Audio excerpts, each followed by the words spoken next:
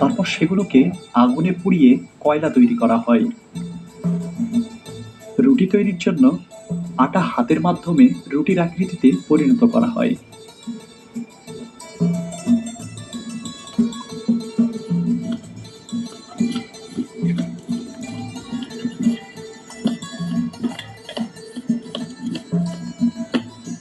তারপর কয়লার মধ্যে রেখে কয়লাগুলো দিয়ে পুরোপুরি ঢেকে দেওয়া হয়। গরম কয়লার মধ্যে 15 থেকে 20 মিনিট রাখলেই তৈরি হয়ে যায় রুটি। जापान में क्या कहते हैं? ये कोकी। कोकी। और उससे রুটি খাবার জন্য তারা আবারও পশু থেকে দুধ সংগ্রহ করছে।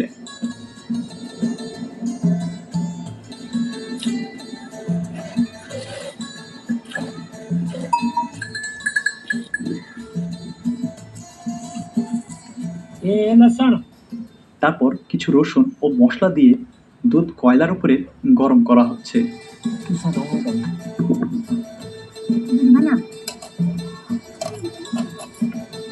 গরম দুধের সাথে রুটি খাওয়া শুরু করেছে পরিবারের সবাইকে নিয়ে।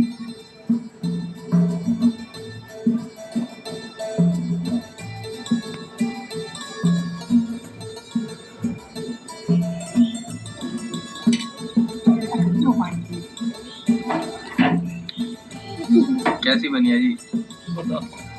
আবার অনেকেই কড়াইয়ের উপর তৈরি করছে রুটি। এই কাজে সহযোগিতা করছে পরিবারের বাকি সদস্য ও শিশুরাও। নারী পুরুষ শিশু কিশোর সকলে মিলে এক মায়াজালে আবদ্ধ এই বসতি। দেখলেই চোখ জড়িয়ে যায়। মরুময় এই চাকচিক্য বালুর উপরে ওদের জীবন যেন সুন্দরে ভরা। আমাদের এই বাহ্যিক চোখে কি অপূর্ব মনে হলেও হয়তো তাদের কাছে তা এক নিদারুণ কষ্টের। कुछ नहीं, उनके नहीं। পুরুষেরা উট থেকে দুধ সংগ্রহ করতে ব্যস্ত, আর নারীরা ব্যস্ত নাস্তা তৈরির কাজে।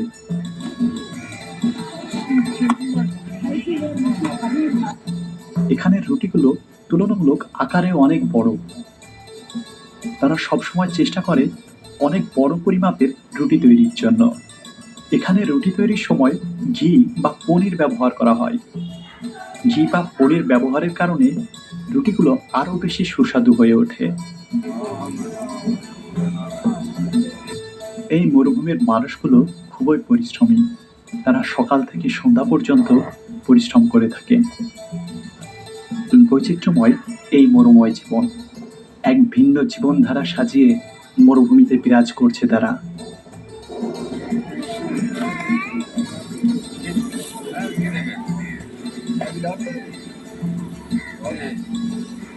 রুটি তৈরির পাশাপাশি পরিবারের সকলে একত্রে বসে রুটি খাওয়া শুরু করেছে।